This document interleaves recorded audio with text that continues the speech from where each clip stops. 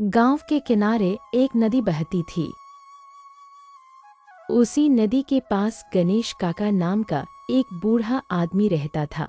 गणेश काका साधारण कपड़े पहनते थे। लोग उसे मछली वाला कहते थे क्योंकि उसका काम ही मछलियां पकड़कर बेचना था।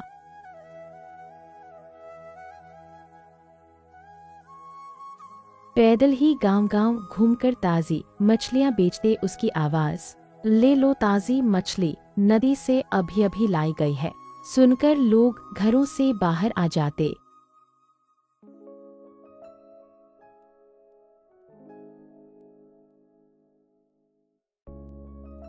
गणेश काका कभी भी गंदी या बासी मछलियां नहीं बेचते थे। अगर मछली ताज़ा न हो तो साफ कह देते, आज मछली अच्छी नहीं है, कल लेना।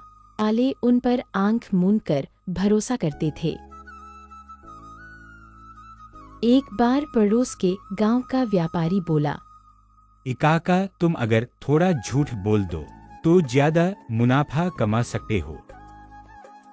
गणेश काका मुस्कुराकर बोले, मुनाफा भले ही कम हो, लेकिन विश्वास ज्यादा होना चाहिए। विश्वास ही असली कमाई है। एक साल बारिश कम हुई और नदी में मछलियां बहुत कम हो गईं। गणेश काका के पास रोज की जरूरत पूरी करने भर का पैसा भी नहीं बचा। उनके बच्चे कहते, बाबा, आप किसी व्यापारी से उधार क्यों नहीं ले लेते?